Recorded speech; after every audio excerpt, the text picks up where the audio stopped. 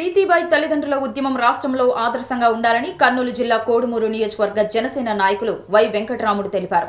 కర్నూలులోని కార్యాలయంలో వెంకటరాముడు మీడియా సమావేశం నిర్వహించారు.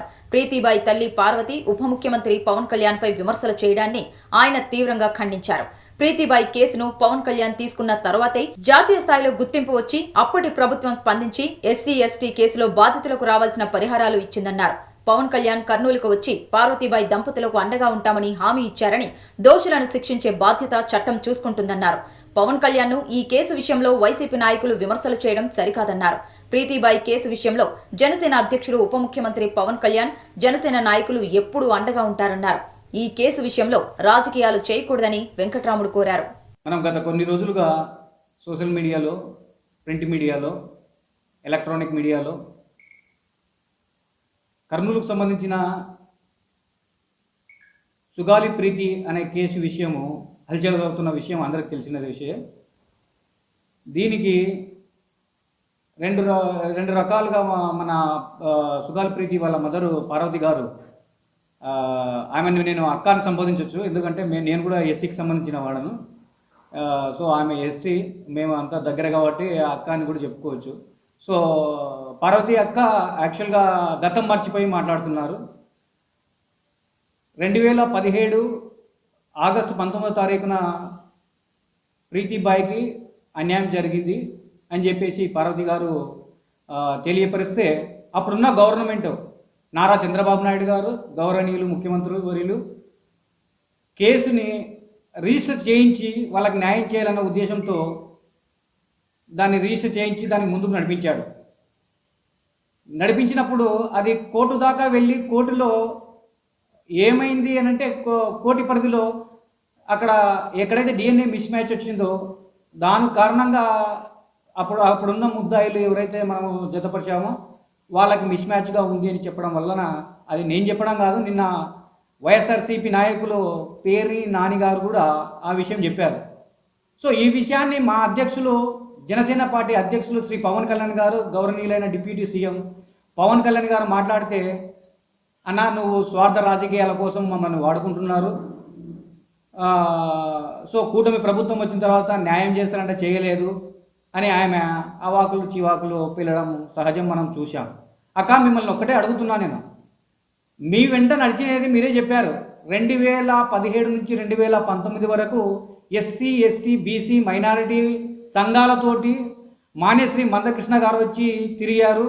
మరి ఆ సమయంలో మాకు న్యాయము తక్కువ జరిగింది. పవన్ కళ్యాణ్ గారు ఎప్పుడైతే ఎంటర్ అయినారో 2019లో మా కేసు చాలా పీక్ స్థాయికి పోయింది. ఒక ఇంటర్వ్యూలో కూడా ఇచ్చారు. అప్పట్లో మేము మా సోదరుడు పవన్ కళ్యాణ్ గారు మాకు న్యాయం చేయాలని వచ్చారు, అలాంటి వ్యక్తి నిజంగా మా కేసు పట్టుకోవడము, మాకు న్యాయం చేయాలని అనడము మా జన్మ సుకృతం అని కూడా చెప్పిన మాటలు కూడా ఉన్నాయి. అవి మర్చిపోకండి అక్క. మీరు ఎప్పుడైనా కూడా మీరు నిబద్ధతతో నిక్కచ్చితో పనిచేసే నాయకులు కూటమి ప్రభుత్వంలో ఉన్నారు. గౌరవనీయులు ముఖ్యమంత్రి వర్యులు కానీ, నారా చంద్రబాబు నాయుడు గారు కానీ, మా డిప్యూటీ సీఎం పవన్ కళ్యాణ్ గారు, ఎస్పెషల్లీ మన జరిగిన క్రియాశీలక సభ్యత్వ ఏదైతే మీటింగ్ వైజాగ్లో చేశామో దాంట్లో కూడా స్పష్టంగా చెప్పారు, ఒక ఆడపిల్లకి అన్యాయం జరిగితే అది ఎవరైనా కానీ, ఎస్సీ ఎస్టీ మన కులం కాదు, ఒక ఆడపిల్లకి అన్యాయం జరిగితే మనం ముందుండి దాన్ని నడిపించి శాసనసభలో కానీ ఎక్కడైనా కానీ గలమెత్తి దానికి న్యాయం చేయాల్సిన బాధ్యత ఉంది అని చెప్పారు. కానీ మీ అత్యుత్సాహం ఏమంటే, నేను మొన్న అందరూ కూడా ఆంధ్ర ప్రజలు కూడా గమనించారక్క విషయాన్ని. యాక్చువల్గా పవన్ కళ్యాణ్ గారు వచ్చిన తర్వాతనే ఇలాంటి విషయానికి ప్రీతిబాయి అనే ఇష్యూ నేషనలైజ్ అయింది. అది మీరు గమనించాలి.